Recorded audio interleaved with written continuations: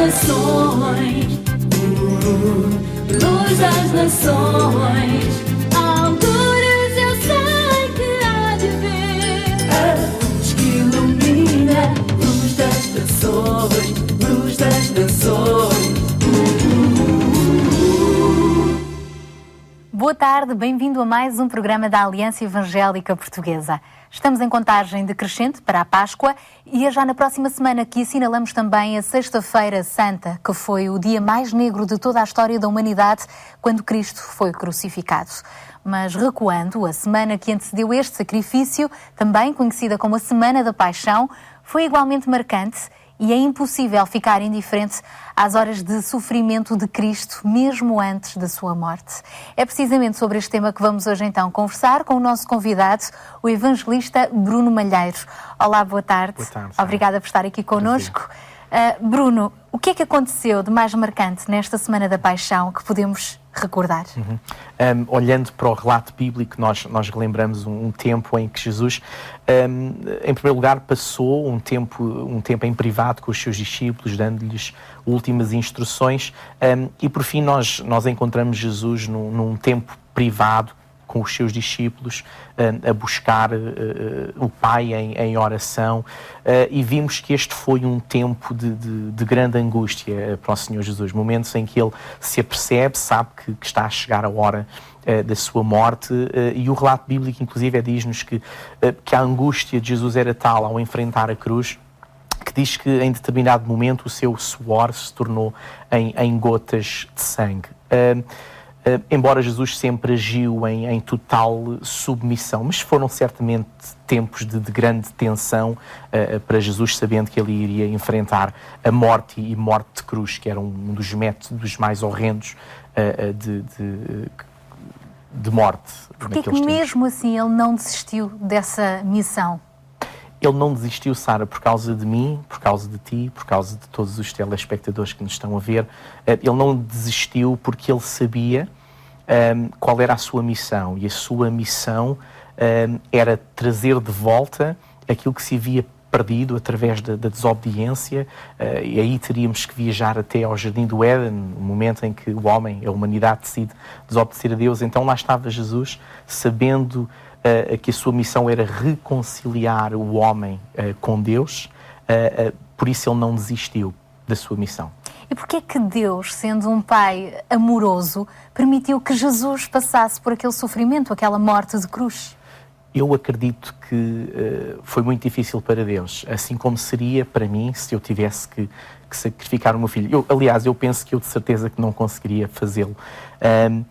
Mas Deus viu na humanidade um valor que não tinha preço, um valor que excedia qualquer remuneração humana, e a única forma de reconquistar a humanidade para ele era através da morte sacrificial do seu filho, que estava planeado, e por toda a Bíblia nós encontramos relatos proféticos em relação ao seu filho, para que o homem pudesse novamente chegar a Deus. É maravilhoso percebermos que, ainda que às vezes a gente tenha crises de identidade e que nos digam e que nos façam sentir que nós não valemos nada, a verdade é que Deus olhou para nós e disse: não, vale a pena entregar o meu filho por amor a si, por amor a cada um de nós, porque Deus deseja realmente reconciliar-nos com Ele e dar-nos esta nova vida que Jesus conquistou para nós. Mas para isso foi pago um alto preço, o preço da vida de Jesus na cruz, e todos aqueles momentos antes da sua morte, como nós já vimos, foram bastante dolorosos. Houve escuridão, Jesus sofreu, carregou todos os pecados sobre ele. Podemos dizer que ainda assim, no meio da escuridão, Deus estava lá. Claro que estava. Deus sempre esteve lá.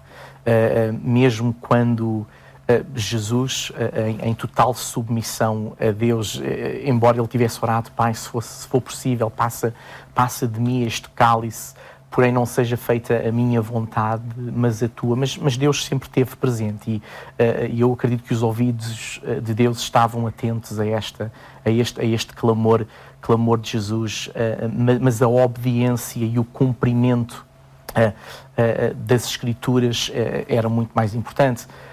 Daí que Deus permite o sofrimento do seu Filho, permite toda a angústia que Ele atravessa, para que hoje nós compreendêssemos o amor de Deus. E o amor de Deus está nisto, porque e em João 3,16, no Evangelho de João 3,16, nós lemos que Deus amou a humanidade de tal maneira que Ele deu o seu Filho para que ninguém se perca, para que ninguém fique longe de Deus, mas para que creia nele e, crendo nele, tenha a vida eterna.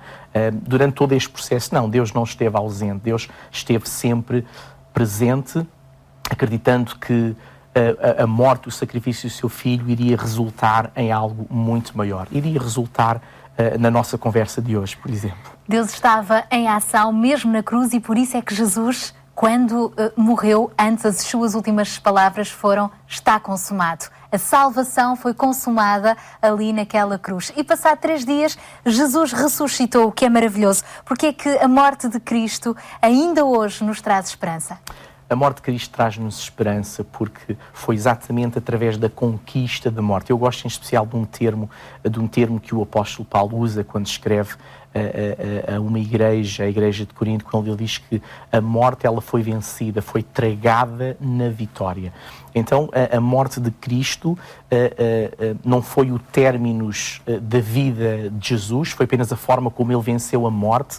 Morte aqui tem o significado de separação de Deus, também significa a própria morte do corpo e um final eternamente infeliz. Isso foi vencido quando Jesus morre na cruz, e quando ele ressuscita, aí ao culminar da grande vitória sobre a morte, a vitória sobre o pecado, a vitória sobre a nossa desobediência, inclusive, e a grande vitória está na ressurreição de Jesus. E nós acreditamos nisto, que ele ressuscitou, que está vivo para todo o sempre, e através dele, e quando nós colocamos nele a nossa confiança, a nossa vida, nós temos vida e vida com abundância, e a vida nossa eterna. vida pode mudar com Jesus, exatamente. Obrigada por ter estado aqui então à conversa connosco.